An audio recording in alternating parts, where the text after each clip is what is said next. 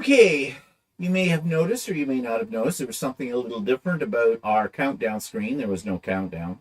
I don't know why. Yeah. I was playing around with things yesterday and I didn't think those things would affect up, but I guess it did. But anyways, hopefully you can hear us okay. You should be. Microphones are working. See, Walter, when you see this down here, that's the microphone. Okay, fine. Okay, fine. Because he was going... I was complaining earlier. I said I didn't see the microphones, so... Well, they're there. So anyway, so who is here? We've got Stephanie. Hello, Stephanie. And which reminds me, I should put up Stephanie's contact information. See if this works. Brian Knight bot here. We'll see if that comes up. It takes Nightbot a while when you go live before it realizes you're live. Sound great, Nancy says. Okay, great. Hello, Cheryl. Hello, Judy. Hello, Heidi. Sherry.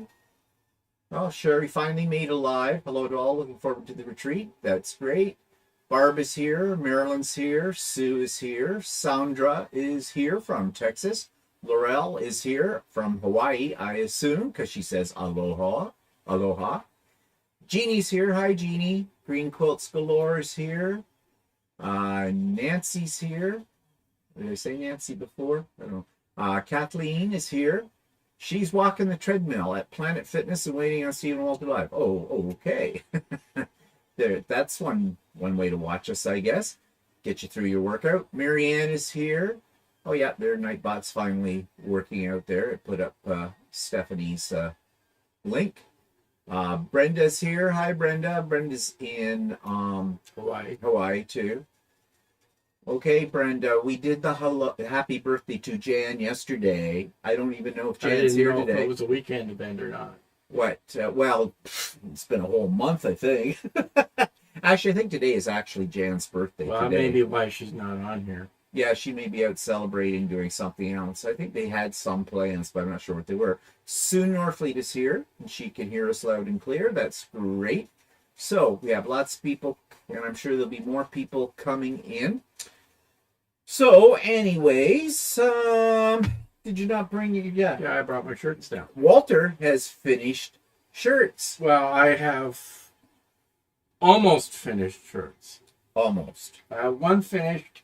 And the other one, I was hoping to have complete by today, but I ran into some problems. So, it's the day for it, I guess. Okay, so this one, I finally finished this one. I put all the buttons on it and the buttonholes and everything.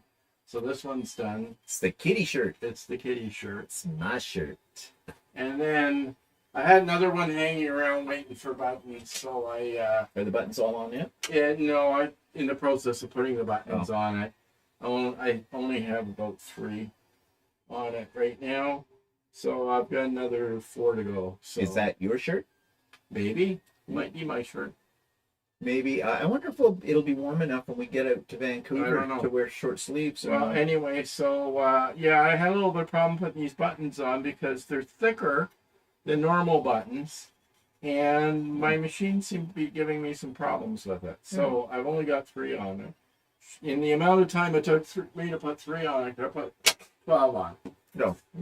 12 regulars on. Yeah. So, at least I got my shirt now. Yep. Wait for a little warmer weather and I can wear it. Cheryl's here. Hi, Cheryl. Stephanie says it looks great. Pamela is here. Marilyn likes your shirt. Nancy likes both the shirts as well. Yep. Can't wait to wear my kitty one out. I keep trying not to call it a pussy shirt.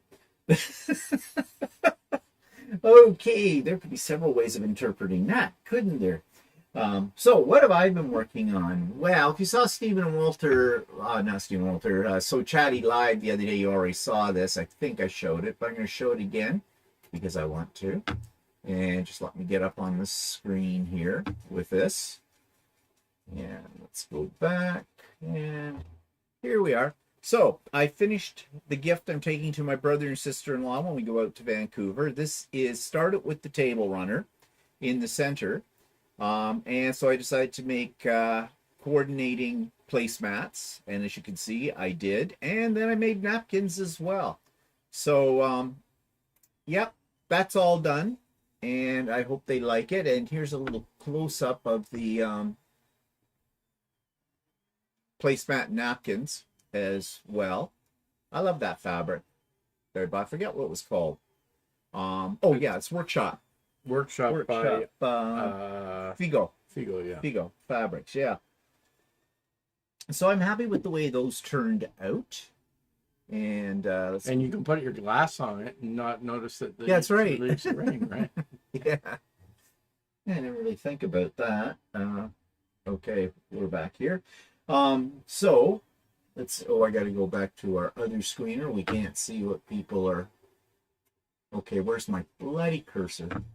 Magic mouse, my foot. Well, if you got better eyes, then maybe you would. Yeah, right. Give me a break. Okay, so let's see. What's going on here? We said hello to Suzanne is here. Hi, Suzanne. Suzanne says, nice shift. Sure. I think she means shirt. Yeah. Green Quilts likes them both. Marcia Hart is here. Hi, Marcia. North Carolina, Marcia's from.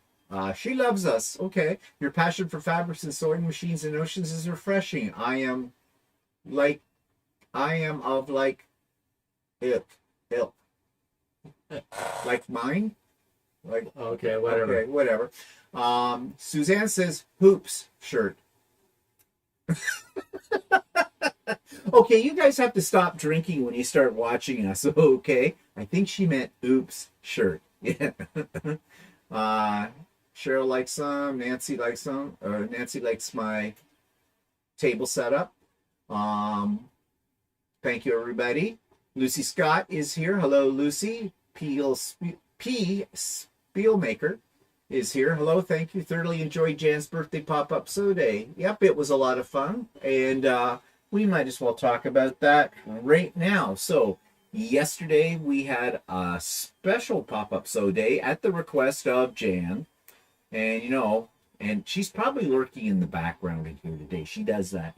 She wanted for her birthday a pop-up sew day. So we had a pop-up sew day. We had a record number of people on the pop-up sew day. I think at the height of it, at one point, we had 30 on there. That's pretty good. We had some new faces. A few people had never been to a pop-up before, and I hope they enjoyed it and hope they'll come back again the next time we have one. I don't know when the next one's going to be. That's the beauty of pop-ups. You never know when they're going to happen. And if you'd like to be on the mailing list for them so you can find out in advance when it's going to happen, when I decide, just drop me a line in to my email. It's in the show notes below, and I'll be happy to put you on the list. Anyways, what did we learn yesterday? I got a lot done yesterday. I didn't join till later, though. Yeah, well, first of all, we started at 8 in the morning. You weren't out of bed till noon. And then you made lunch, and then you screwed around, pet the pooch, whatever. We don't have a pooch, but, you know, there's an expression for that, but I use the polite one. Yeah. So I'm trying to think what any highlights of yesterday. There's always something happens. I didn't buy anything yesterday. Jan was trying to enable me to buy something, but she didn't do a really good job this time of it. Usually she does. Nice to see a lot of people are doing that Barn Star quilt, the one I bought the book for, and I think it's all the rage right now on the tubes. There's a lot of sew-alongs for it, and I did show that there a few weeks ago on the Idiot Quilter, and I made the first block, but I haven't made any more of it yet because I've been trying to get caught up with my gnome making, my 3D printing things. Had a problem with the 3D printer, something called a thermal runoff or overrun. No, not thermal runaway. That's what's called, thermal runaway. That means that something is overheating and it shuts down the machine. Yeah, but I have it fixed now. I'm pretty sure I do. So I figured that out. So they're working away in the background. You might be able to hear a little bit of a hum or buzz or beep sound in the background. I have a noise suppression on the microphones here, so you don't hear it the way we can hear it right now, because they're kind of loud when all three are going. But if you do hear a little weird noise in the background, it's the printers working behind me. And yeah, I'm trying to think what else happened yesterday. Lots of discussion about lots of things. It's always fun. It's always fun. So that was yesterday. Reminder, So Long on Wednesday morning, starting at 9 o'clock with Stephanie and myself. Now, how long that will go for, I don't know. Originally, when we planned this, we were just going to run until about 10:30. But lately, it's been running longer than that, because if I don't have anything else planned for the rest of the day and I'm in the sewing zone, I usually just keep on going if there's other people that want to keep on going. So, you know, it might end in an hour and a half. It might not end till noon, whatever. All are welcome. You don't have to be there right at 9 o'clock. You know, if that's too early for you where you live, like we're talking 9 o'clock Eastern time zone. And I know for people like Brenda, who's way out in Hawaii, it's very early in the morning for her. Same with people on the West Coast. So, you know, you can join in late. It doesn't matter. Whatever. But as I said, I have no idea how long it will go on for. It just depends on what I have planned that day and that kind of thing. And what Stephanie has planned as well. So what are people saying here?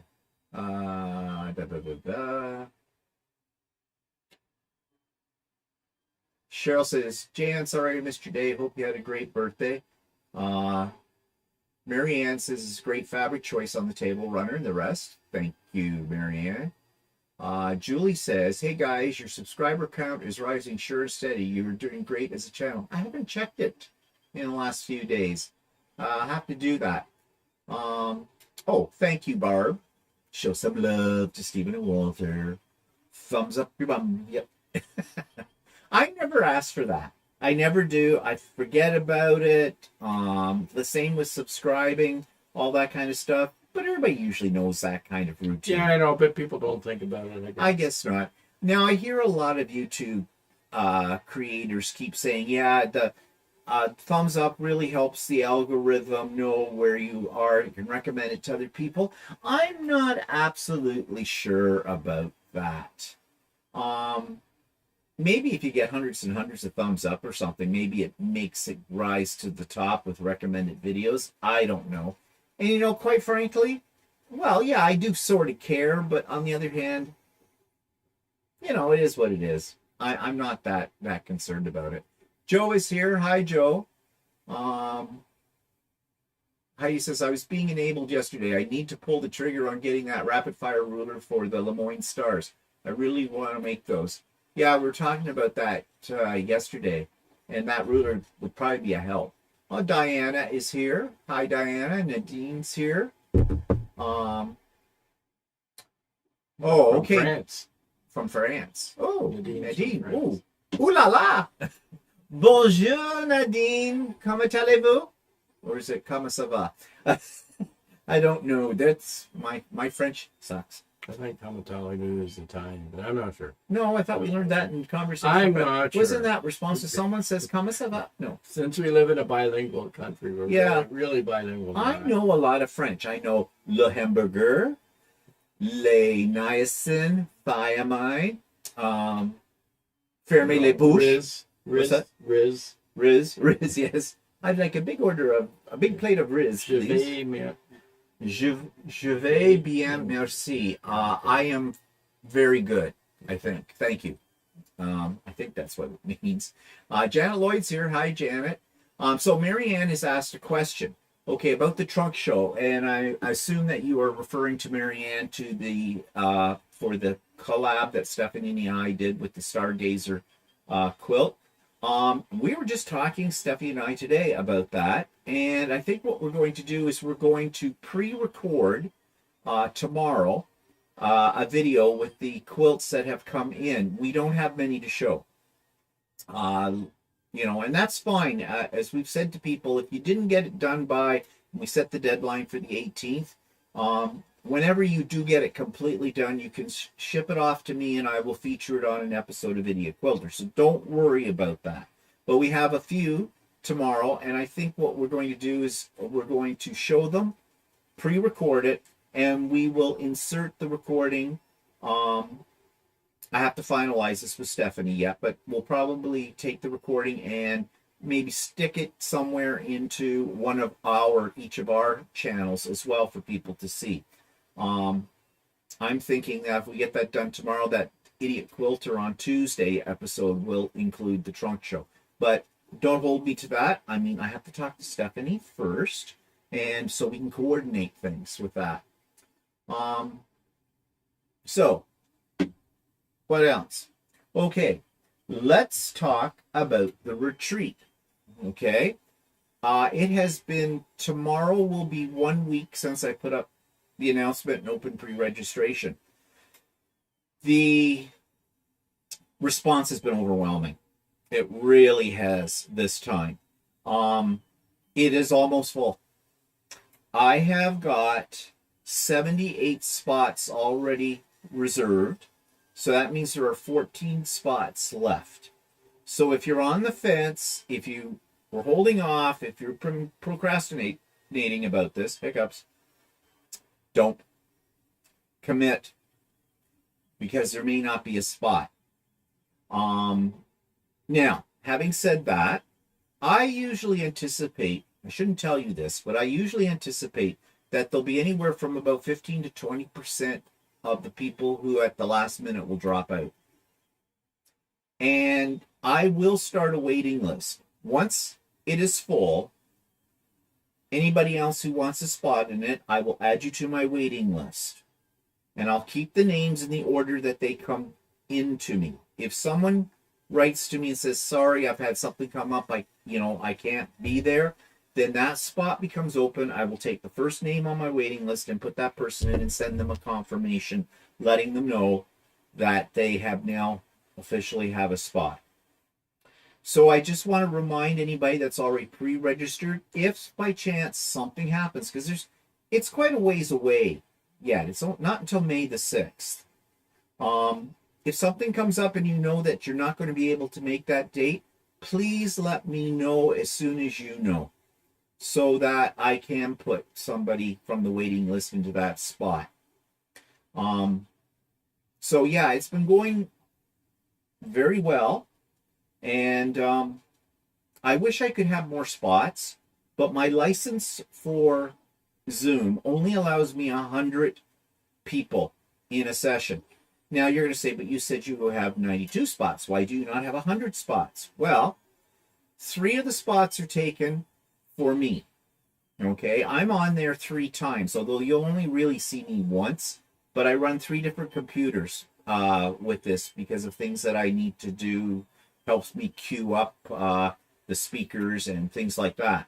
Walter has to have a spot, so that's 4.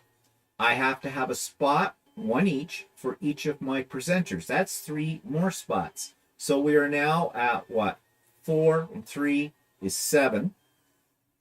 And I usually leave 3 more spots vacant for last minute technical difficulties that I might need a spot for. So that is why I have basically 92 spots, 93 spots available. So that's how that works. In order to have more than that, it would cost me a lot more money, because I have a subscription. And to go to the next level of the subscription is basically about double what I'm paying now a month for. And to be honest, I can't do anything about it. I mean, that's too expensive to run that. And it's not like they give you, like I looked into it at one point to see if I could pay maybe a little extra to have a few extra spots in a given session. They don't seem to have a facility. At least I couldn't find one for doing that. And I think I did write them an email a year ago, actually. Yeah, because you don't have these retreats all that often. And it would be No. nice if you could just temporarily add spots. Yeah, just for this. Yeah. Because, pop-up so days, that kind of stuff. Those are already covered by the number I have. Like I said, we hit a new record on the last pop-up with 30 people. So that's well within my limits. I would not anticipate that on a pop-up so day or on a craft and chat day that I would ever come close to having over 100 people for one of those events. The retreat's a little different, but nope, sorry, can't afford it to do that kind of thing. So yeah, so as I said, if you snooze, you may lose. Okay, if you really want to come and you just haven't got around to telling me, get around to it. And for those of you that are already registered and those that will register, I will keep you up to date on everything about it from here on in. I may send out an email every now and then just keeping you in the loop, let you know what the plans are, how things are going, get you prepped up for it all. And also remember that it's not just the pop-up so day we have. We also have before it, not the pop-up so day, the retreat day on May the 6th, but on May the 5th at 7 p.m. Eastern Standard Time, we have the Icebreaker Cocktail Party. Now, you don't have to register for that. That's a drop-in kind of a thing. And even for those people who might not be able to make the retreat itself, but are free on that Friday night, you can join us too for that. It's not really a sewing session, although if you wish to be in your sewing room doing something while you're, partaking in the Icebreaker party, you can do that. But basically, we're just going to have a charcuterie and probably wine, and we're just going to talk. We might play a couple of games, and it's just basically for people to start getting into the mood for the next day, for the retreat. Breaks the ice a little bit because there's a lot of people don't know each other that come to this. And that's another point I want to bring up too. We talked about this actually on So Chatty this week, so I'm not going to belabor the point. But if you're a little nervous about joining a virtual retreat, or if you've never been to a retreat before, well, the first thing you need to do is check out our So Chatty this past Friday, because we talk all about that. There is a link in there to a really great article written by Stephanie, for Stephanie Stitches, about retreats as well, which we actually used during So Chatty as a jumping off point for our discussion as well. And that should give you a really clear idea between those two sources of what a retreat is all about if you've never ever in your life been to one. The other thing too is I know some people are afraid you're amongst strangers, people will be judgy, things like that. No, far from it. Everybody. You got to remember that these retreats or even the pop-up so days are not rebroadcasts, so it's not like you'll see your face on YouTube or something. This is a private session. I don't record it or anything like that. To be quite honest, to record it and put it on YouTube, I think would be boring for people to watch that weren't part of it, for one thing, because, well, it's also an all-day event. So do you really want to sit in front of YouTube and watch a bunch of people sewing, kind of a thing, like back and forth? Now, the presenters' presentations, I don't think I've told them this yet or asked them, but if I get their permission, that segment of the retreat I will record and I will put it up on the Idiot Quilter site. So for those people who couldn't make the retreat for one reason or another, but are interested in the speakers and what they had to say, what they were presenting, you'll be able to see that after the fact as well. And it is absolutely free. Okay. I think some people think that I might be charging for it, and that's one reason why they are sitting on the fence. No, this is absolutely free. I mean that. There's no strings attached here whatsoever. And for any of you, and many of you are return participants, you've been to some of my other ones, you know that to be true. No, nobody's going to get charged for anything. Absolutely free. So Sandra Hughes said, "Have you checked Google?" I think Google has a facility like Zoom. Yeah, Google does have something. Now, they used to have something and they got rid of it. I don't know if they've got something new now. They had Google Groups, but they did have a facility for doing a live thing. Um, to be honest, most people are very familiar with how Zoom works thanks to the pandemic. And I like Zoom. Zoom, it has a really easy user interface for both participants and for the host as well.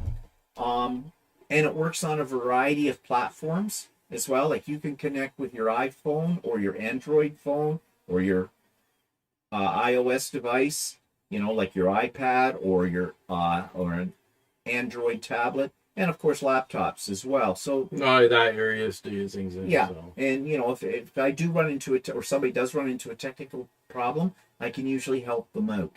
So yeah, just looking here, going up. Oh, okay. So Stephanie says, yeah, she'll take what we record tomorrow too, and she's going to put it in her UFO works in progress vlog. Hi, Shirley.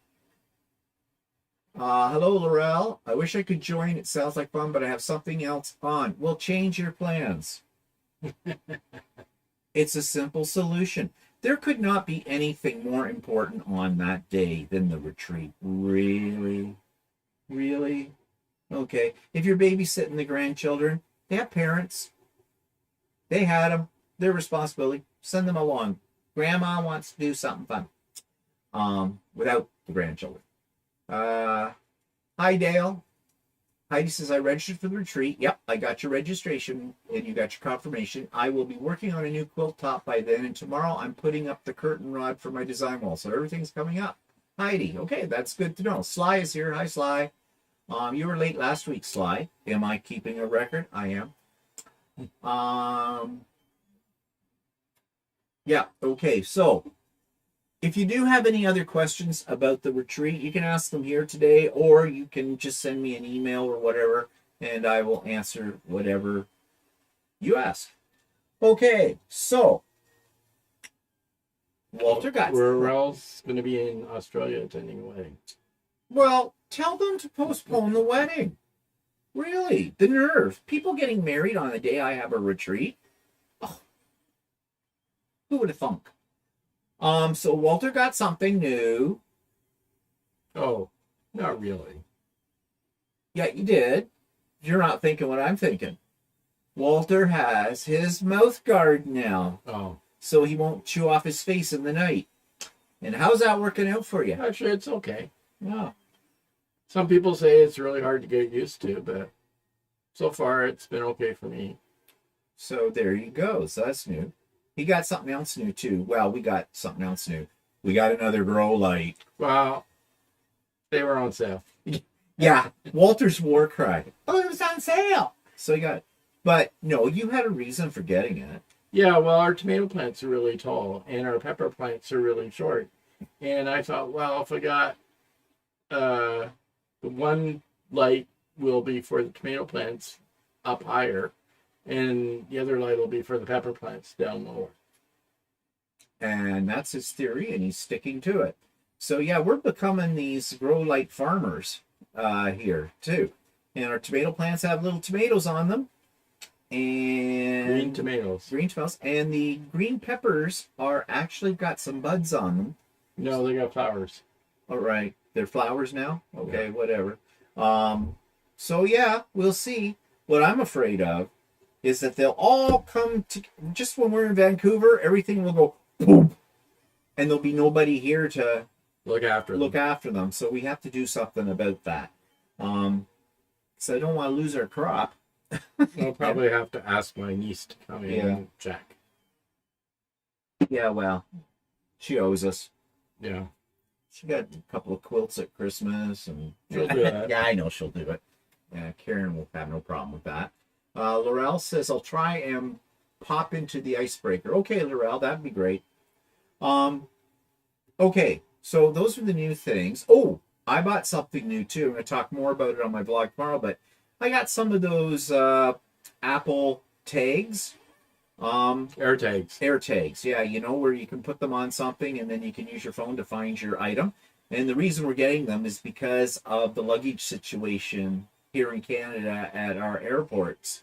We're going to put one in each of our bags, and well, hopefully we won't need to really use them, but I guess there was a couple who this is about a month. There's it's about a few months ago now.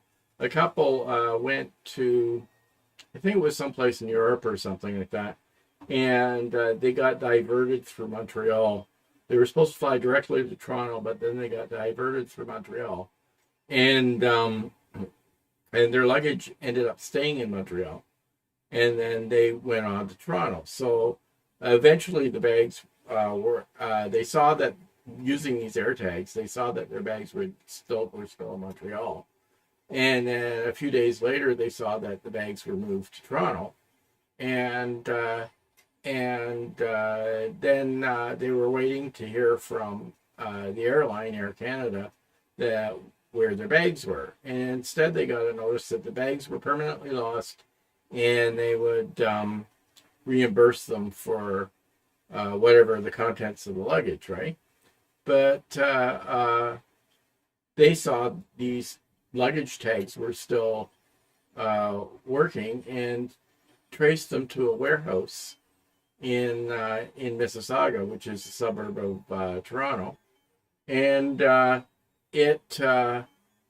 in this warehouse. And apparently they were too lazy to figure out that these luggage belonged to actual people, and it was easier for Air Canada to resell them to a used clothing store, and that's what happened. So they went to the authorities and said that, look, our bags are in this location, they won't give it to us, type of thing.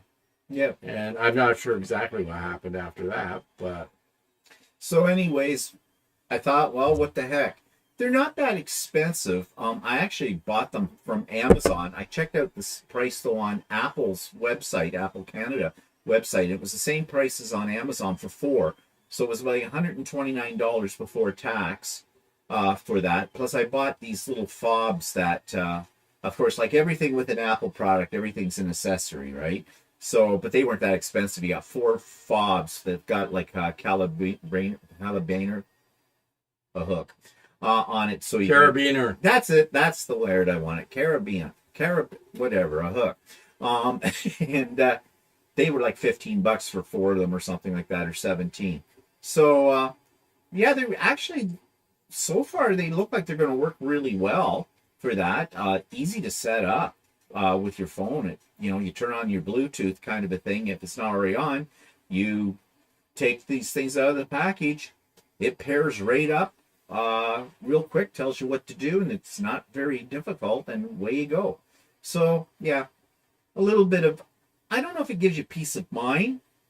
It just means you've got maybe possibly a strategy to use with the airport staff when you go and say, hello, my bag, where's my bag? But I think it's criminal that they turn around and take these lost bags and sell them to like a value village. And basically what I think it is that they're too lazy to look for them, or whoever they hire is too lazy to look for them. And they rather than making the effort, because that costs money to make the effort to pay people to look for these things, they would rather just scrap them. And if you think about it, think about what you put in your suitcase. When you're going on vacation, people will put electronics in there, and if these suitcases, well, they tell you not to, but people still do it. Yeah. And think when if that suitcase ends up at Value Village, they open it up, they're going bonus. Well, not only that, some people do. You're not supposed to put your drugs in there, but some people do for some reason. You mean like your marijuana and LSD? No. I meant like your heart medication or something like that, and that stuff goes missing. Or you put people will put I'll be putting my shirts that I make in there, which if I buy a shirt at Walmart, I don't care about it so much. But if I buy if I make my shirts and stuff like that, and I take them Yeah, on 'cause they're vacation designer. with me, I mean, I They're spent a lot custom. of time making these shirts. I'd be really ticked off if Yeah. I lost that. Well, I know for sure that I'll be packing. Well, I always pack my electronic stuff in my carry-on, anyways, and my drugs will be there too, and anything like that. I mean, anything that will be in my suitcase will be all stuff, with the exception of my designer shirts. I should put those in my carry-on. I are replaceable, easy enough. Like, okay, if I got to go out and buy some more underwear, I can buy some more underwear. Or just not worry about wearing it at all. It's warm, whatever. Uh, on that. So, anyways, yeah, we'll see how these things work out, and they seem, it's a sad statement upon society, where you put your faith into a company, an airline, you've paid a lot of money for your ticket and the whole bit, you've paid to check your baggage as well on top of it, and then they just, well, whatever, Well, knock wood, to date, we've never actually lost a bag. We No, had it delayed. we've had it delayed, though, like several days before, but whatever. So, Ron's here. Hi, Ron. Maria's here too, from Marie's Scrappy Creations. She's just dropping in since her granddaughter just left, and they're waiting for KFC from DoorDash. Okay, we know what's for dinner tonight. What, you actually pay for DoorDash? Well, some Sorry. people do. Some people do. I won't. I have never ordered from them, and I will not pay DoorDash, Skip the Dishes, any of the rest of them, because I don't. For me, it's a principle of a thing. But if you can't get out and you want that, then I suppose you pay the price for it. Whatever works for you. You do you. Sue says, sorry if this has been answered, but how difficult is it to go on Zoom? I'm technically challenged. Not difficult at all. Well, obviously, you're on a computer or a laptop right now watching YouTube. Mm-hmm. So if you can watch YouTube, you should be able to watch Zoom. Essentially, what happens is you click on the link that is set up for the Zoom, and just follow your screen's instructions. It'll say launch Zoom or whatever. Now, I'm still a little confused myself. When I first got onto Zoom, there was an app, and you downloaded it to your computer. But now it's pretty much web-based. But I'm not sure what... I don't know. I don't think you have to have the app. I think you can just do it on the web, too. Either way. But all you do is click. That's it. Click. But here's what a lot of people don't do. They don't read what comes up on their screen. Because when you go to join something, it will ask you certain questions. Like they'll ask you about your audio connection. And they'll say something like, do you want to connect via Wi-Fi? Or there's another choice. Oh, I think by dial-up or something, like telephone. And, well, who's going to connect with your telephone? You have to pay data rates and that. So you click on the one that says Wi-Fi for that, and it may ask you to, like, it'll come up with a little screen and it'll have your default name. Now that depends on how you have signed into Zoom. So what I tell people is, on my Zoom meetings, I want their real name. I do not want a nickname. Or what happens is it'll default to the device you're calling on. So if you're using an iPhone or using an iPad, it may come up, and the name that will appear when you come on live on the Zoom will be iPad.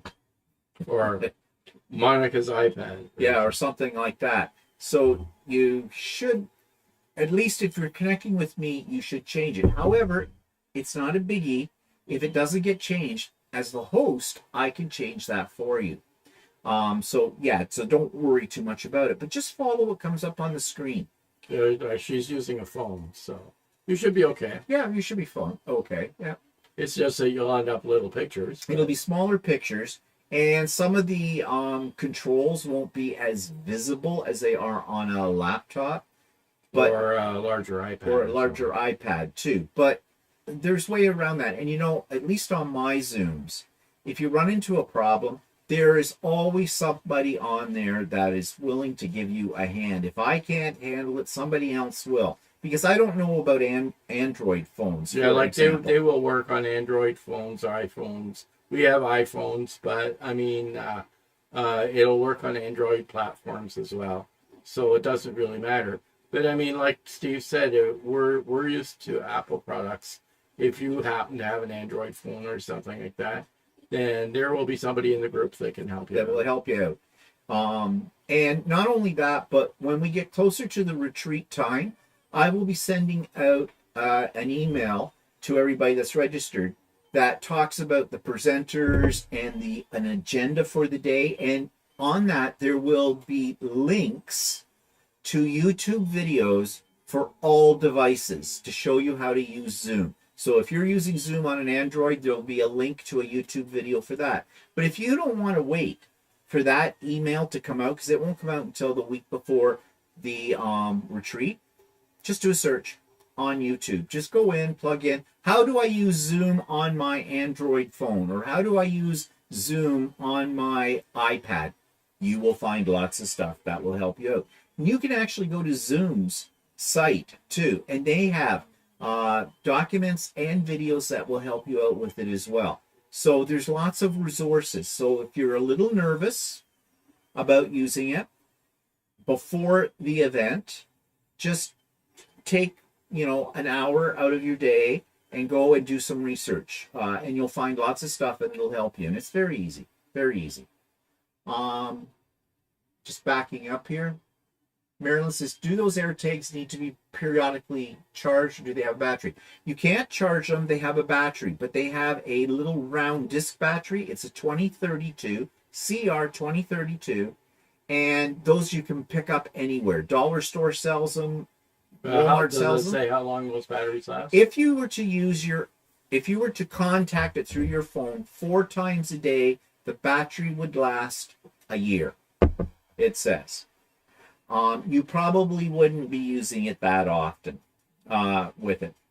So, like, for the sake of, like, for luggage, if that's all you're using it for, well, are you on a trip every day, kind of a thing. So, yeah, they'll last a year on average use, they say. But very easy to replace the battery. Just backing up here. Hi, Lucy. Joe says, I only pack what I'm okay to lose. The important stuff, go and carry on. Yeah, I think that's a good philosophy. That's what I usually do too.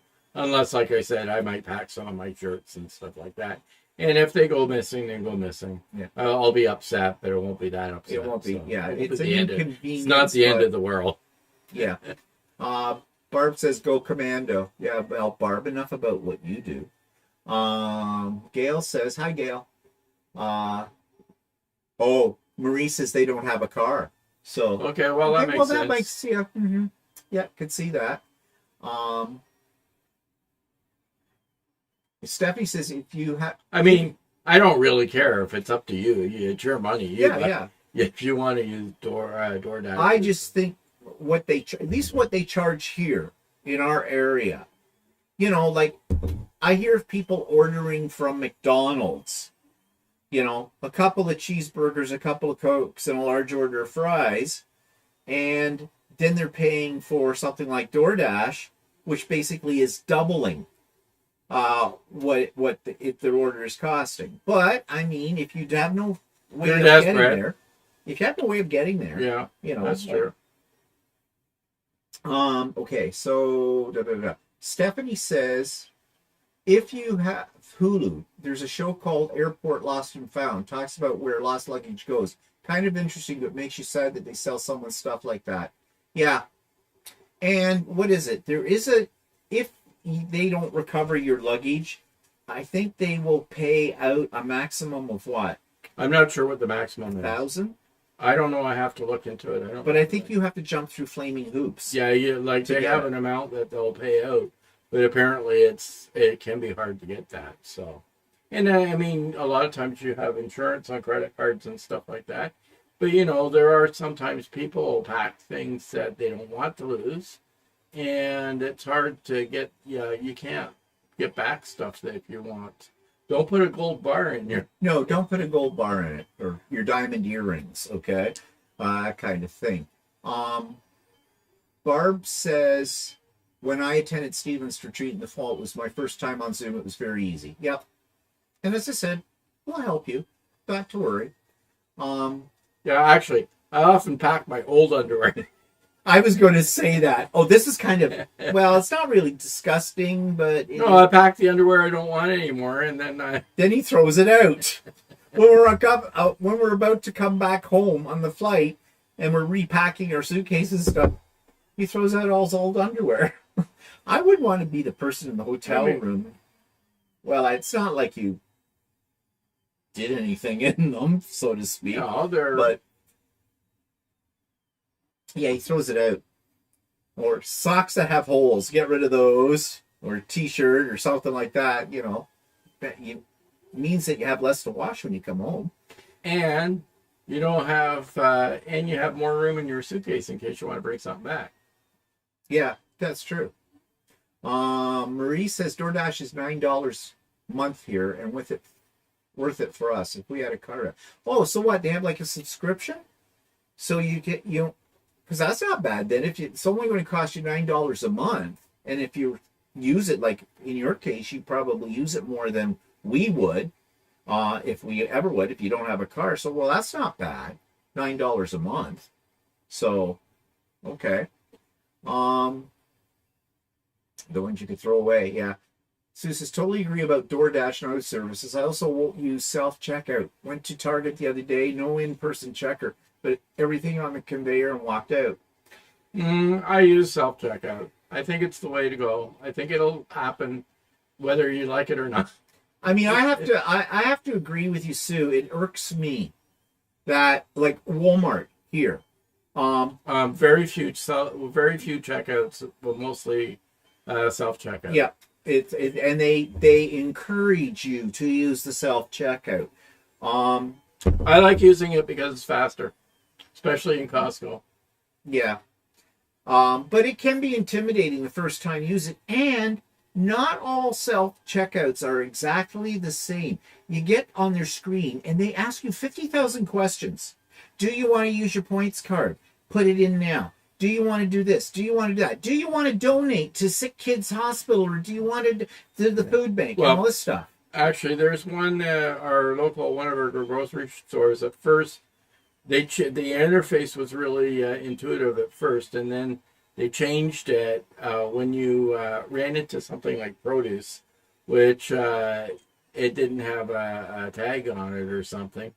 The original lookup they had was really easy, and the one they have now wasn't so easy. And me, as being a computer person, even had trouble with it. And now I know how to use it, but I mean, it was a nuisance to try and figure that out. But don't go through the self-checkout with Walter. He slaps your hands away.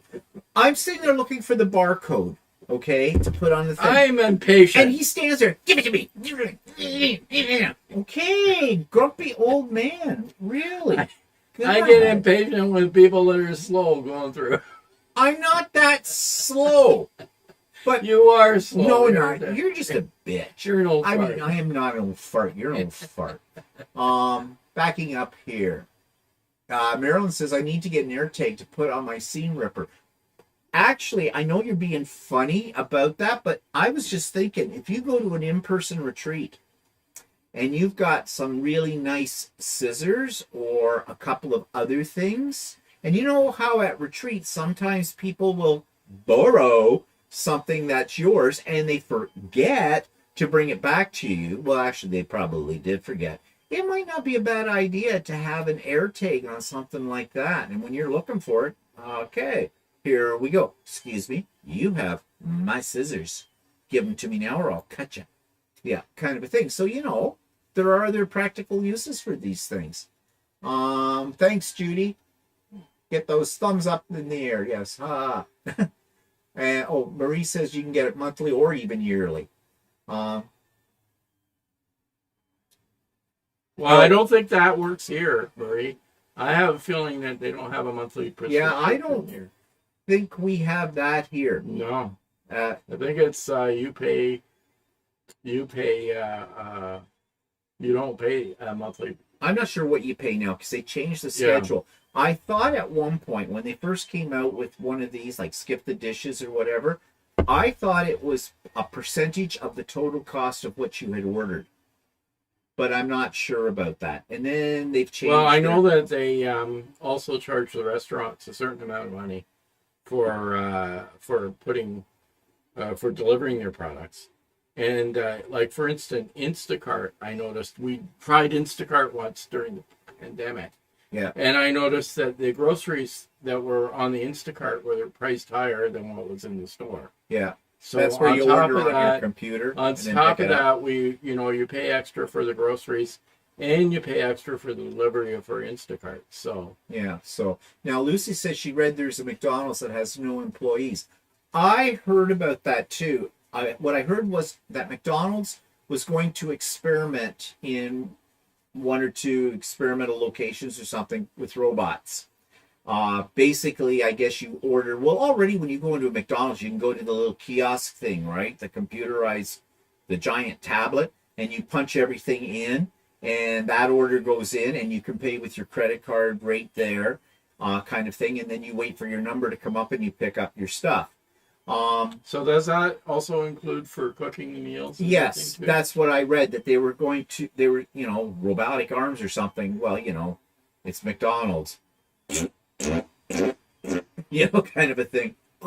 Gosh, I mean, I could see them automating them all the way around. But yeah, we'll see how that works out. Joe says, got to pick the right lane when you have full grocery cart and only one bag to fill. Well, we never have full grocery cart. I usually go in for bits and pieces. Yeah, Walter likes to do bits and piece shopping. Donna says, you should get a discount for checking out. Prices in stores are figured on having a person check you out. Well, yeah, but they're never going to bring down their prices no matter what innovations they do. And Sue says, the thing is, I have a job, don't want or need another, and they don't give benefits. Okay, you mean that if you check, you're basically doing somebody else's job. Oh, yeah, true. Marcia says, my mother-in-law would take my husband's underwear and replace the elastic and darn the holes in his socks. There's no way I was going to do that. In this day and age, no, they're disposable. Yeah. Especially if you're wearing Depends. They're very disposable. Yeah, I mean, I often go into a store and only have 2 or 3 little items. And I especially will use self-checkout for that. Because I don't want to get behind somebody that has a huge cart full of stuff. And I have 5 items. And Marcia Minton's joined us from Oregon. Marcia. Had to be said. Marie says they didn't offer it through the app until I used it a few times. So, okay. Hi, Shelley. Some McDonald's, she says, have drive-thrus that are staffed remotely. Oh, yeah? Oh. I don't know. Well, I don't know. We don't go through McDonald's. No. So when you say staffed remotely, does it mean that those people work from home? And then they have people like that takes your order kind of a thing? I could see that. Marie says, I've heard that it was that way, different prices, but I don't see it on a receipt. I can also tip the driver through the app. Okay, I have a whole, that's a whole show in itself about tipping. But then again, But you're in the U.S. Yeah. It's different in the U.S. Different in Canada. Because you know what Canadians and canoes have in common, right? Neither tip. No, canoes tip. Oh, I always get that wrong. Never mind. Karen's here. Self-check needs a 2 to 5% discount. They're saving on wages. Yeah, but that's not going to happen. We know that. Sue says one of the kids... You'll end up having one checkout with a person in it, and the lineup will wrap around the store. So the only way you could get through at it within a reasonable amount of time is do the self-checkout. And that's exactly how McDonald's operates it here in our area. They know that they force you to basically, through these kind of tactics, to use this self-checkout. But it's like everything. We're getting pretty much used to it in our society, aren't we? I mean, we're pretty much used to it. There are people that are hold out and say they're not going to use it, but eventually they're going to have to. It's like people who don't do electronic banking, who insist upon writing checks and going up to a teller in a bank. They're phasing those out. They are forcing us to do it all electronically. And if you can't do it, then you're stuck. Then you're stuck. You're going to have to. Yeah. Teresa says, I found the Walmart Instacart charges the in-store prices including sales. Most others have a markup. Yeah, I don't know. Yeah, I know that Superstore that when we bought from Great Canadian Superstore. Great Canadian Superstore, Which is Loblaws. Loblaws. I found that their prices were higher on the Instacart. I don't know if that's still true, but it was when we ordered it through a couple of years ago. So Teresa says, I see the self-checkouts in the same way as Sunday shopping. Initially, there was an uproar, then it becomes the norm. Exactly. And these places know that. Yeah. They, so. Or not shop there. But if everybody does it, if there's no stores that don't do that, then you're stuck. And more of them. And if you don't get used to it, if you don't know how to scan when you get out, or you may be stuck somewhere where you have to use it, and if you don't know how to do it, you can get stuck. Cheryl says a lot of places can't hire enough people to do all the jobs that need done in a business. Yeah, can't they? I question that a little bit. There seems to be lots of jobs around and lots of people that could do them. One, and that's a whole nother topic for another time, but in a nutshell, if these stores don't hire employees, then they're saving money. And if they can supplement how they do business with robotics and computers, technology, and that kind of stuff, they're saving money, which is more profit for them. It's not they're not doing it for our benefit or anybody else's. They're doing it for the bottom line, right? So Shelly says, I use the app at Burger King because it's cheaper. Even if I'm right in the parking lot, I go in and pick it up or go through the drive-through. Is it cheaper? It's not cheaper here. Not cheaper in Canada. It's the same price whether you order at the counter or you go on the app or whatever. I mean, they do have some deals if you order online. Yeah, sometimes they have like a special. Lucy says it's like car parks that don't take cash. Some now only work through an app. Yeah, that's true.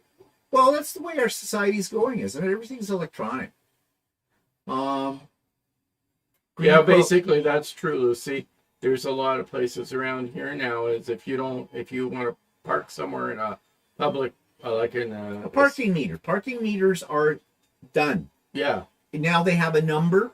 You call it on your cell phone. You have an app, and you put in how long what they tell you what what the rate is. Yeah, you put in your license plate and everything else, and that's it. And if you don't have a smartphone, you're stuck. Yeah. So, and Lucy says, no smartphone, no parking. Yeah. I mean, that sort of thing started happening with like your mom and stuff like that. Is that she began to get used to using electronic cards because nowadays here, you have to use them, otherwise you can't get along. Yeah, Heidi, you're absolutely right. Pay a living wage, get employees. The gig economy is terrible, but they're not going to do that. We have to be realistic about this, as sad as the reality is. The bottom line wins out every time with these companies. And so long as people adapt. And people will adapt because they have no other choice, and they know that. They're forcing us to do this. We don't have a choice. I mean, you can say, I'm never going to shop at that place again. Well, that's fine. They don't care because you're one customer. Getting 100,000 people, 1,000 people to say the same thing, it won't happen. It just won't happen. And they know that. So, I mean, it may give you a sense of achievement or whatever, or integrity, but they don't care about you. They just care about the bottom line. And more places are all getting on the same technological bandwagon in all kinds of services. I mean, look, you go into a store now, at least here in Canada, after the pandemic business, we all got used to online shopping and using our credit cards and all that kind of stuff. And say what you will, you can stick to your guns and say, I pay cash for whatever I buy. Well, bully for you. However, the fact is, I have not used cash. I have the same $60 in paper money in my wallet that I have had in there since 2019. Same with me. I have not opened up my wallet to take anything out except a credit card. And that's how I pay for everything. I don't even know what's on our bills. I don't even use my debit card anymore. No, I don't either. I use my credit card. Why do I use my credit card? Because it's easy. And also, I have a record. And I pay it right off. Every week, I pay the whole bill off, everything like that. And I prefer it. I actually do. I never thought I would, but I do. Now, yes, there's all the problems with security and privacy and all that kind of stuff. And, you know, those are all legitimate arguments. But we're going to a cashless society. They told us this many years ago. And I think the pandemic really pushed that agenda forward with it, too. I mean, even when you go into a bank and you want to go to a teller and you want to withdraw money, you still have to have their card, the card you would use in an ATM, and they have a terminal there, just like in a store for a credit card, and you have to swipe the card or tap the card or stick the card in, put in your security code, your PIN number, and then they wait on you with it. It's all still done like that. And it's done that way because they can have less tellers.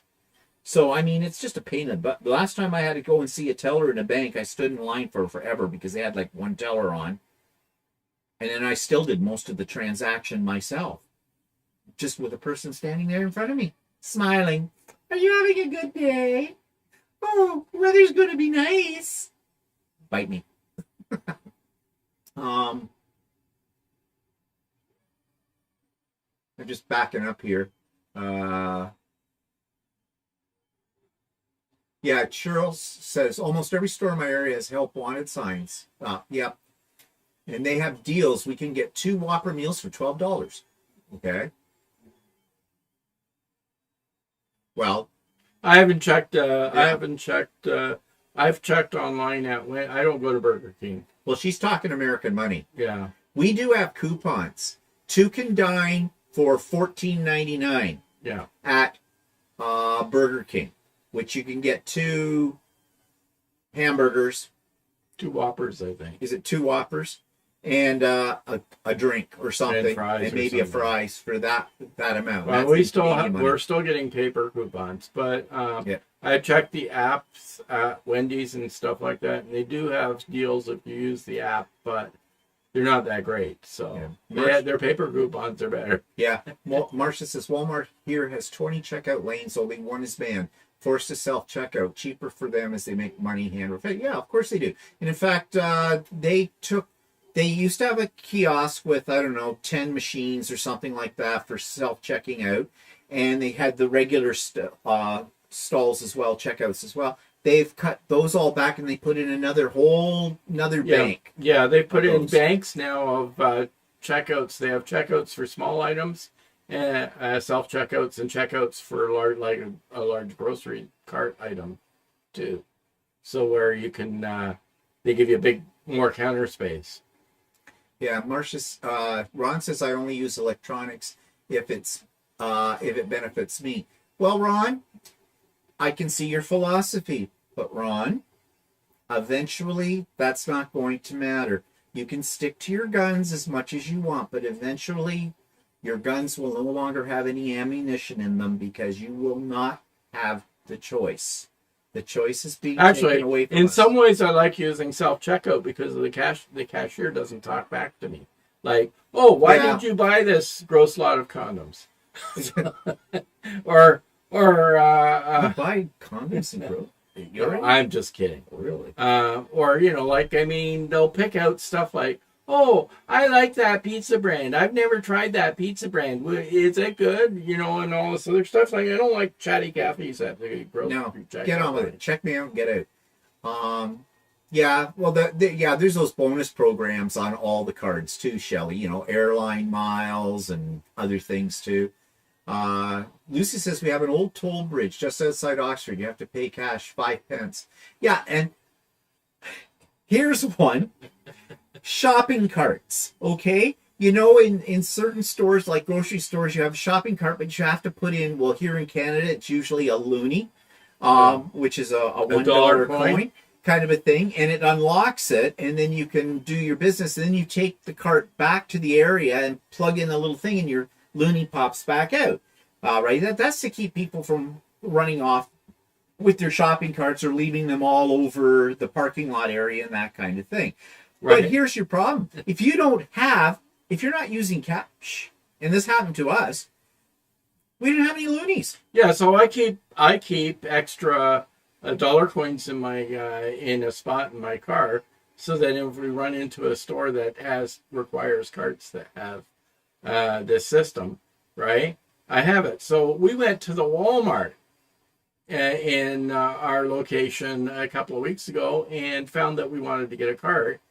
And so I ran back to the car to get a $1 coin, and then got to the Walmart cart, and their carts take quarters. And I didn't have a quarter. No.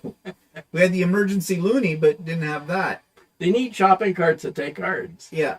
And that will come. Yeah. That will come. You can bet on that. Cheryl says, I've run into places that don't take cash. The airport's a good example. Yeah, true. And Teresa says, I hate it when I'm in a drive-through lane and you get to the window and their debit machine is out and doing cash only. The drive-through needs an escape route. Exactly. And if that was to happen to me, I would just simply say, well, fine, then keep the food. And when the car actually, it did happen to us a little while ago, and I had to pull a bill out of my wallet. Yeah, but if you don't, I mean, and that's one of the problems with technology if the system goes down. These businesses need to have some sort of a backup system for that doesn't involve cash. And they will. They will. Mark my word, they will. Because they want your business no matter what. Barb says, I see all the stores don't have plastic bags anymore. I always bring my own bags as well. Anyway, well, yeah, that's been going on here for a while, and we tend to forget. Brenda said they always used a card. Okay, I think credit card she means. We built 2 houses paying for the materials with the card. We paid it off every month and have no credit card debt. Yep, which is probably a really good plan. And if you had a points card, think of the points you could have made on that. I only use, Shelley says, the online app and pick up at Walmart. Not worth the trouble to go inside. Too many people just wandering around letting their kids mess up the aisles. Yeah, but then you miss all their fun outfits, don't you? Well, the only thing I don't like about ordering online is sometimes they substitute with other items that I don't want. Yeah. And Sue says, I use self-checkout because I don't like other people touching my stuff. Yeah. Yeah, well. Yeah, that's true. Here in Missouri, Sue says, at all these grocery stores, it's a quarter. Okay. We have charity coins for trolleys, Lucy says. Oh, interesting.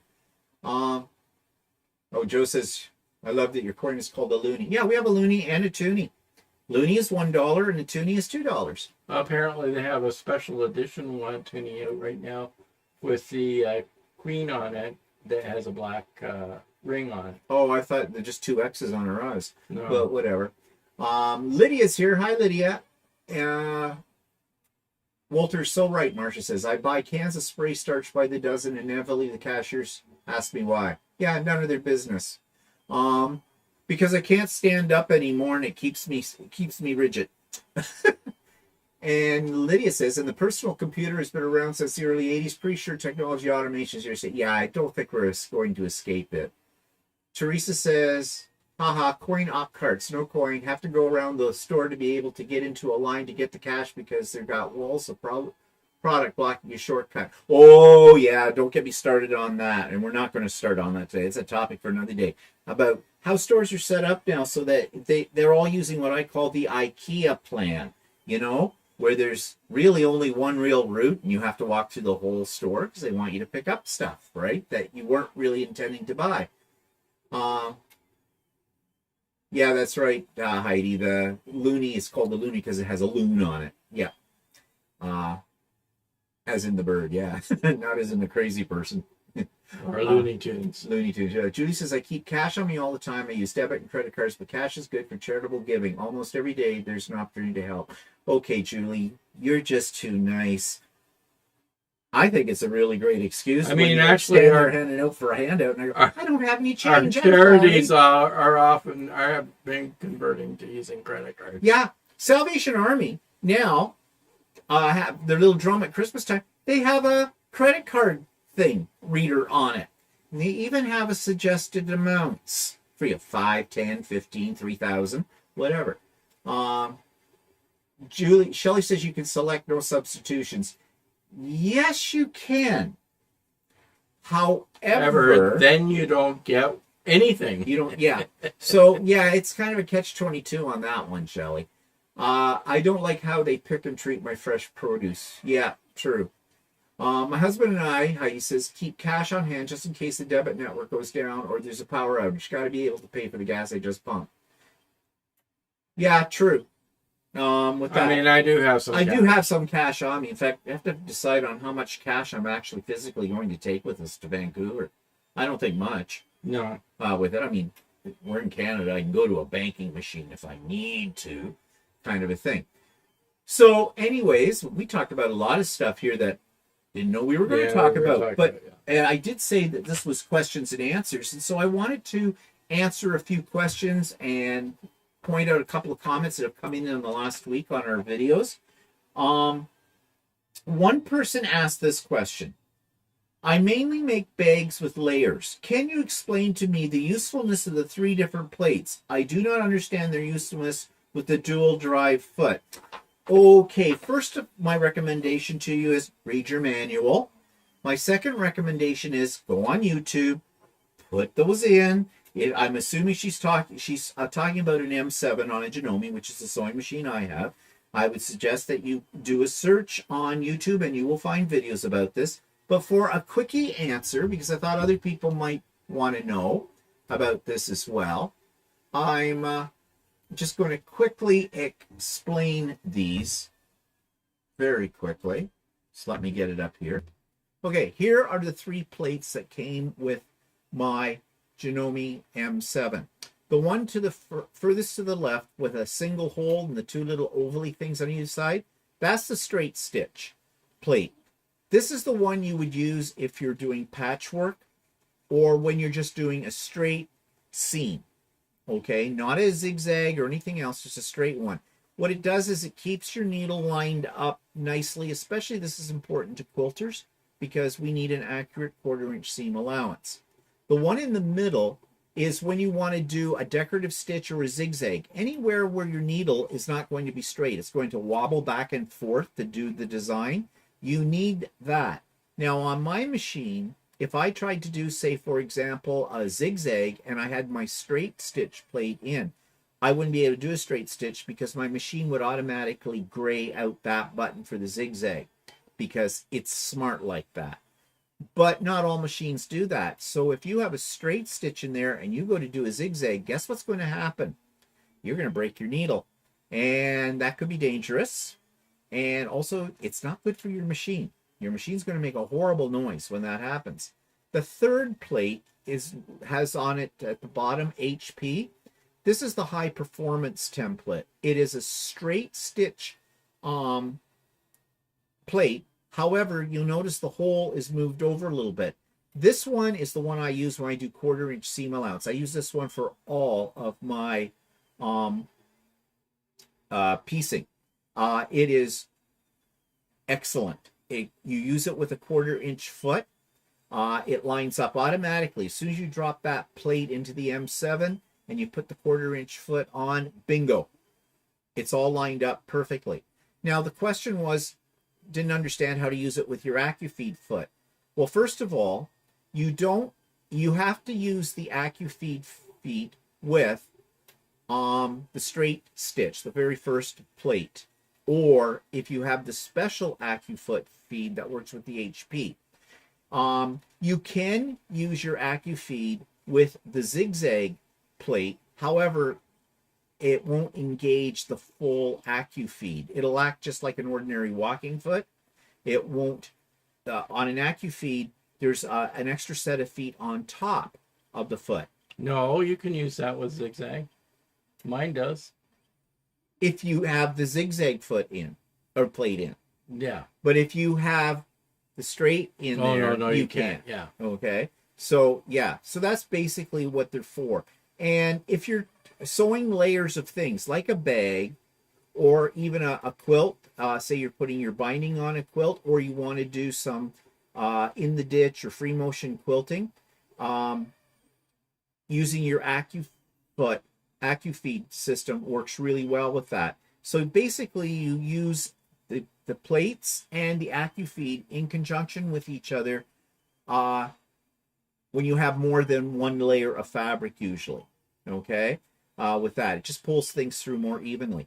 However, I have given you a very bare bones explanation of these. If you want to know more, check your manual and check YouTube. You will get much more detailed explanations of that. There was a second question by the same person, and she says, I have an M7, but I can't import the photos in JPEG, which are in my USB key. Can you explain why? Okay, this is an example of a cryptic message, which I have mentioned and actually bitched about before. I had to think about this one. And my first reaction was, I don't know what this person is saying. I'm not going to answer it. But yesterday on the Pop-Up Sew Day, I sort of read this one out, and somebody clarified it for me. They said, no, what they mean is the screensaver, where you can put your own pictures in and the screensaver on the M7. I went, okay. Because I was going to say, when they said the USB, that I thought they might have been talking about embroidery files, and you can't put a JPEG into your embroidery machine because it doesn't read JPEGs. But it made more sense than when that person said they meant screensaver. Page 125 in the manual. That's all I'm going to say about that. Okay. Now, one thing about the manuals for Janome machines anyways, they suck. So I understand some people's confusion. They don't have an index. They don't have a table of contents. So you've got to basically thumb through it. And there's a lot of information. Mine has a table of contents. It's not a very clear one. No. Well, yours does. Mine doesn't. Oh, mine does. My M7. Well, aren't you special? Bite me. Okay. Another person wrote this, which has to do with retreat. I was so interested in your virtual retreat. Have never done an online retreat. Alas, I'm a staunch Canadian monarchist, and on May 6th is the coronation. I will be glued to the BBC. What? Yeah, that's okay. I can't see the comment. Oh. Just give me a moment here, people. Walter's being like a royal pain. There, are you happy now? Okay. Alas, I'm a staunch Canadian monarchist, and May 6th is the coronation, which I kind of forgot about. I will be glued to the BBC. With luck, I can register for your next one. I have only been on one in-person retreat. Did not enjoy myself at all. But I live on my own here in Nova Scotia until gardening season. There's no one to stop me from heading to my sewing room at 6 a.m. and staying there all day. Okay, they didn't really say why they didn't enjoy themselves, but if you check out So Chatty from the past week, we talked about why some people may have had bad experience with in-person retreats. But I don't think one bad experience should ever stop you from trying another in-person, or for that matter, try a virtual. Another one about retreats said, retreats are one thing I would love to go to, whether in person or virtual. The problem with virtual for me is that the majority of them are in the U.S. or like yours, Stephen, in Canada. So the time difference is difficult, and I would probably miss most of it. There's one place here that does retreats, but they are super expensive. So that's not an option for me. I will definitely check out the times, etc. for May retreat and see if it's possible. Thanks for all the information you've given on retreats. This person is in Australia. And yes, very difficult for people in Australia, or for that matter, the different time zones, and there isn't a thing that can be done about that. It's too bad though that this person doesn't have access to a retreat of some sort in their area. There's lots of them to pick from here in North America, especially in the States as well. But yeah, I feel your pain on that one. And another one said, I recently went to an in-person retreat that advertised great food. Well, if that was great, I have high expectations, which I don't. It definitely upset me as I love good food, not cold eggs and dried out meat that I didn't want to put gravy on. Not a gravy person. Not my idea of great food. Also, none of the tier coffee of which you speak. Yeah, which is any retreats I've been on, there's always been coffee and tea right there ready for you anytime you wanted it. Yeah, if you're going on an in-person retreat, part of the experience of an in-person retreat is, your accommodation and what you're going to eat as well. But this next person said, talking about that kind of thing, I've been organizing retreats for our quilting group for many years. We usually have between 30 and 40 people attending. The main thing I have learned is that no way will you please everyone. That is very true. I always tell people to leave their problems at home and to bring their sense of humor. Yep, that's probably good advice. We go for 4 days and it's fully catered this year. We are going to a retreat center run by monks. Well, that sounds like fun. There are 4 of us who have a small retreat once or twice a year, as we have houses big enough to accommodate us. We take it in turns to cook each night, and if we go away on workshop retreats, we go together and I find the accommodation through Airbnb, and we cater for ourselves. But whichever retreat we go on, we always make sure we enjoy ourselves and also the company of others. There's several things in here that I want to bring up. A retreat is what you make of it. First of all, don't have too high of expectations if you've never been to one before. Then you won't be disappointed. If you think you're going to a resort weekend, probably not. If you're expecting gourmet meals, probably not. All those things cost more money. So, if you're willing to pay for 4 days at a retreat, $2,000 or $3,000 At a resort, then I'd expect higher stuff. But usually retreats don't cost that kind of amount. The other thing too is you have to accept the fact you're going to be amongst a whole lot of other people, and the place that's putting it together are trying to cater to the average, okay, or the vast majority. Get over yourself. If you think you're that precious and that special, don't go to an in-person retreat, because you're going to be sadly disappointed, okay? And I do know people here in our area that they go to a private place. It's a bed and breakfast, and they're friends, and they all get together twice a year or so, and they rent the place out, and they bring their own food, and they each take turns preparing it, or they prepare it together and everything like that, and they have a hoot of a time as well. So you see, there are alternatives to different retreats that may suit your personal taste. Now this one's about quilt patterns. I wish pattern writers would include the unfinished sizes of units as you're making them. It would be helpful to be able to trim, for example, a 4-patch or half-square triangle to the proper dimensions before adding it into the main block. I agree with that completely. And we did a So Chatty where we talked about what makes a good pattern, but one thing that we did not bring up, I didn't think about it, was this comment right here. Yeah, I really appreciate a pattern that says after you've got a block done, it should measure this unfinished, because it's a good guide to see if, are you doing things accurately. Okay, now this one is a picture one. It says, could we see some pictures of your philodendrons, please? I'd love to know which species you have. They're green. I don't know what they're philodendrons. I call everything a philodendron. So I can show you, though, what my little setup looks like, if I can find the right thing here. And how come? Oh, because I dropped it out because you wanted to do something else. And now I have to find the bloody picture. Okay, hang on for a second, people. It's here. Here we go. Okay. Here's my philodendrons. I started growing these, rooting them from our main philodendron, which is this sickly looking little thing. This is Mummy. This is what's left of Mummy. She's in bad need of needs to be repotted. We're pretty sure she's root bound. We've had her a long time, and before that, Walter's eldest sister that passed away 12 years ago. How many years has it been now? 2006. well, I can't do math. 14, 15, 14, 16, 17 years ago. 17 years ago. It was her plant. So this is an old plant. And this, during COVID, I decided I would take cuttings from it. Yeah, maybe. Okay, whatever. Whatever, yeah. It's been more than a decade, put it that way. I started growing them. And over here in this little pot is where I root them. And then I make 3D pots. You can't see most of them here. And they're kind of taking over.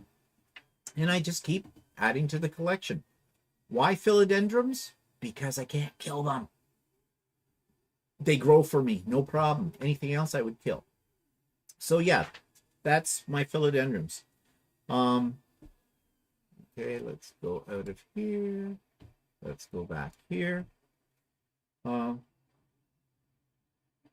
here was a strange question. This person said, thank you for this broadcast. She's a new subscriber.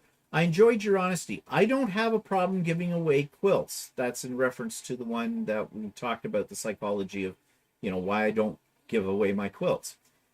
Her problem, she says she doesn't have a problem giving away quilts. She says, my problem is why make quilts? I'm confused. If you make quilts and you give them away, why do you have a problem with why you make quilts? Like, what's that question asking? You do it because you like to? Yeah, you do it because you like to. Oops, I got the wrong screen up there. Yeah, like, I make them because they're fun. They're colorful. They're creative. They keep me off the streets. I don't know, but I mean, for her, if she gives away her quilts... Why do you live? Yeah, I'm very confused. I have a feeling there was something more to that comment that she didn't really write out. Yeah. Okay? And that goes back to an example I said about, sometimes we can't read your mind.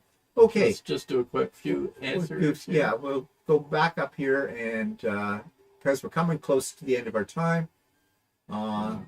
Let's see. Where I keep cash on me. We read that. Cash on hand. Maybe something better than just go bridge. Change of subject, Marie says. But I started making YouTube shorts in this past week. It's been fun, but I have a lot to learn. Yeah, I'm not getting into the shorts. No. I can't be bothered. Brenda says, when traveling in Europe, I carry 2 credit cards in case there's a problem with one. My sister had a card problem, so I learned from her experience to make 2. Yep, sounds like a good idea, Brenda. Sandra says, I have a special foot for the HP stitch plate. Yeah, I do too. In fact, it's the 1/4-inch foot that's specially made for the HP. There's one for the AccuFeed system as well, and I use that. I use the 1/4-inch foot all the time with the HP. I get a much more accurate seam allowance. Marcia says, Steve, do you think you'll upgrade to the M17? No. Never.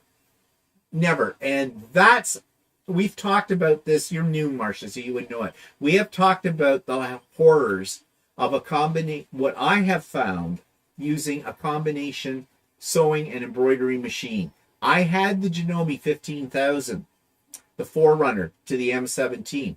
Very expensive machine, not near as expensive as what they're asking now for the M17 at 23 to 26,000 Canadian dollars for it. I would not recommend anybody buy that machine for several reasons. One, it's too heavy to take with you anywhere. If you want to go to a retreat, you'll need a second machine.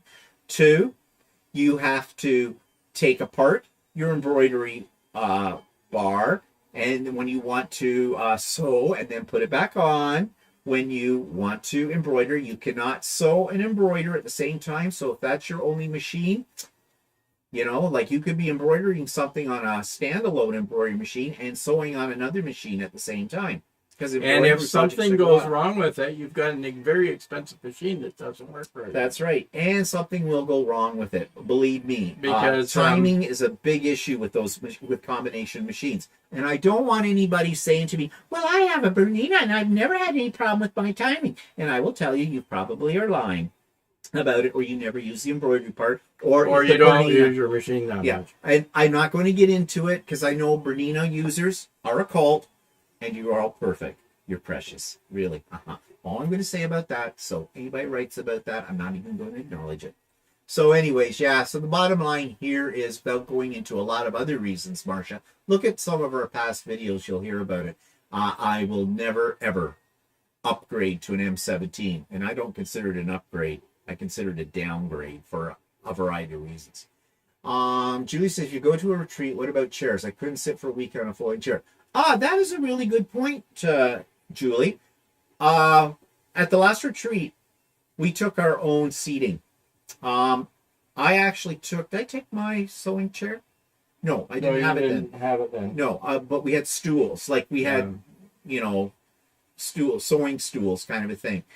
Yeah, because those chairs that usually come with halls are too low, I find. I feel like I'm sewing up here. You might consider taking a pillow with you. Yeah, a good firm pillow. Not something you're going to sink into, but, something maybe, made out of like a very dense foam with it. Yeah, if you can get it in, it's a good idea. Cheryl says, I live in person retreats. Live for in person? I don't know. Attendees are by invitation only, so I only go with my friends. No disappointments, no drama. Yeah, that's another way around it too. Maybe the Australian sewer could host a virtual retreat themselves. Yep, there's that. But I don't think they've ever been to a retreat, so maybe they don't feel comfortable trying something before they actually go to one. Shelley says, maybe the person in Australia should get together with a local quilt shop or some friends and create their own retreat. A group of us did that, and next year will be year 20. Yeah, that's not a bad idea. Yeah, you'd have to be able to find people that are in your area. But you might be able to talk a local quilt store, if you have one, into sponsoring it, Yeah. So that's an idea.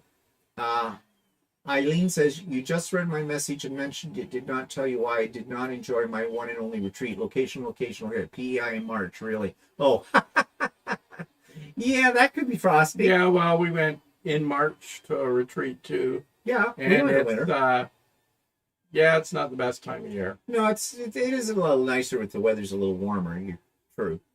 Oh, hi, Patsy. Yeah, we're about to leave. Joe says, interesting screensaver, Steve. Oh, when you had your screen up. Oh, when I had the screen up, yeah. Sorry about that. Cheryl says, I had the Elna version of the Janome 15,000. My machine works great, but we'll never buy a combo machine again. Yeah, we're not getting into this. At retreats with crappy seating, they are usually stacking chairs. I just stack two and sit on that. Oh, that's an idea. And Cheryl says, I bring a memory foam seat to my retreat. Sorry, I love in-person retreat. Oh, but I shouldn't type and cook at the same time. Yeah.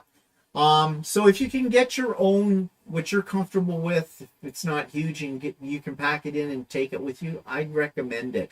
I laughed. The first time I ever went to a retreat, there were several ladies that had lugged in, and they lugged in great big huge like office chairs, like what I'm sitting on.